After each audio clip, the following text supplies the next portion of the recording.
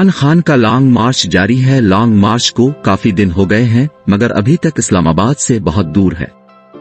Long मार्च पूरे दिन में तकरीबन 9 घंटे का सफर तय करता है।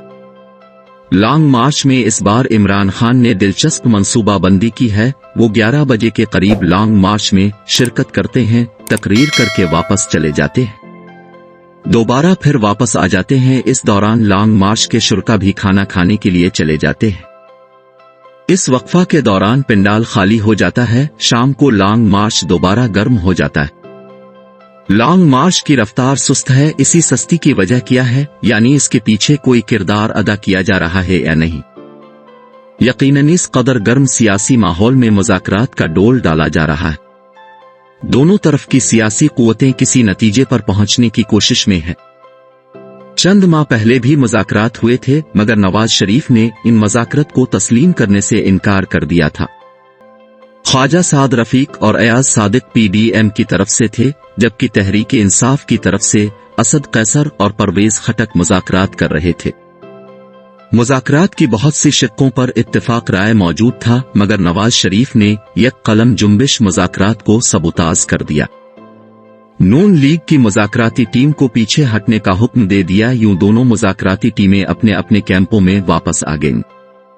अब दोबारा मुज़ाकरात का आगाज हो चुका है मगर बहुत ही धीमी रफ्तार से, क्योंकि दोनों तरफ की लीडरशिप बाज़ औकात बयानात दे देती है कि किसी किस्म के मुज़ाकरात नहीं हो रहे। बहरहाल तहरीक इंसाफ ने सदर डॉक्टर आरिफ अलवी को पॉइंट फराहम किए हैं कि उन पॉइंट की हुदूद से बाहर नहीं जाना। दूसरी तरफ पूरी पीडीएम ने वजीर आजम शहबाज शरीफ को इख्तियार सौंप दिया है। वजीर आजम को भी कुछ नुकात के अंदर रहकर मुज़ाकरात करने का कहा गया है।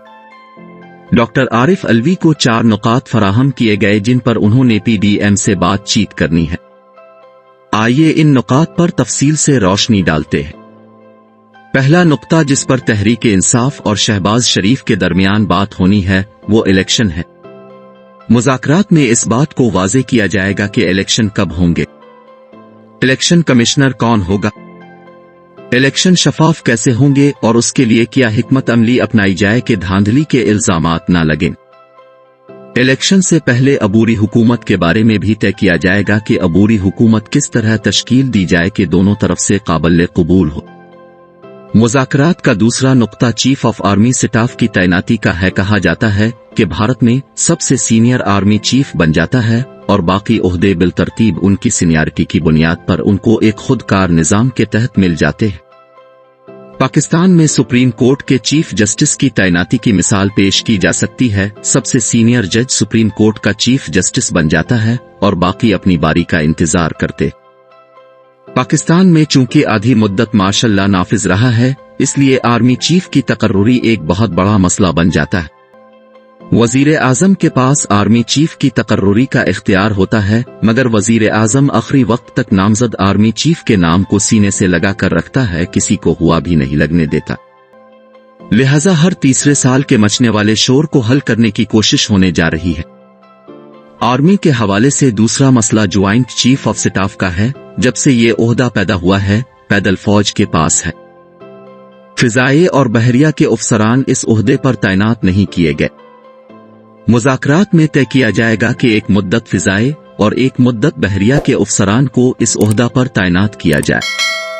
मुज़ाकरात का तीसरा नुक्ता नैब के कवानीन को तय करना है। नैब के बारे में बहस होगी कि पाकिस्तान में एहतिसाब किस नौयत का होगा, कवानीन कैसे होंगे, उन कवानीन के इख्तियार कहां तक होंगे। पीडीएम की हुकूमत ने नैब के कवानीन में जो तब्दीलियां की हैं, इमरान खान उन पर तनकीद करते रहते हैं और उनको NRO 2 का खिताब देते हैं। लिहाजा मुज़ाकरात में नैब के कवानीन पर गर्मा गर्म बहुत की तवक्को है। चौथा और आखिरी नुक्ता जो मुज़ाकरात का मौजू होगा वो जजिस की तकर्रुरी और तैनाती होगा। सुप्रीम कोर्ट के चीफ जस्टिस की तैनाती का तरीकाकार काफी अरसा पहले तय हो चुका है। अब हाई कोर्ट्स के जजों को सुप्रीम कोर्ट में किस तरीकाकार के तहत तैनात करना, इस पर बहस होगी और कोई मुनासिब तरीका निकाल लिया जाएगा। जुडिशल कमीशन में अक्सर चीफ जस्टिस की इजारादारी होती है। वो जिन जजिस की तैनाती करना चाहे कर देते हैं। अरकान जुडिशल कमीशन कम ही एतराज करते हैं। जुडिशल कमीशन में कुछ अरसा से जज की तैनाती के हवाले से इख्तिलाफात सामने आ रहे हैं। जजेस एक दूसरे पर इल्जामात भी लगा रहे हैं और जजेस की तैनाती भी नहीं हो रही। चंद दिन पहले पीडीएम की हुकूमत के वजीर कानून जुडिशल कमीशन में बाहमी इख्तिलाफ के बाइस अपनी वजारत से मुस्ताफी हो चुके हैं। आजम नजीर तारड़ ने वजारत कानून में इस्तीफा जुडिशल कमीशन में इख्तिलाफ की वजह से दिया है, मगर एक बयानिया और भी सामने आया है जिसके मुताबिक आसिमा जहांगीर कॉन्फ्रेंस में इदारे के खिलाफ नारेबाजी हुई थी। आजम नजीर तारड़ वफाकी वजीर की हैसियत से स्टेज पर मौजूद थे, लिहाजा इदारे के खिलाफ लगने वाले नारों पर एहतिजाज के तौर पर उन्होंने इस्तीफा दे दिया। इसलिए जजेस की तैनाती के मसले को भी उन्हीं मुज़ाकरात में हल किया जाएगा। नाजरीन, वीडियो अच्छी लगे तो लाइक और शेयर कीजिए।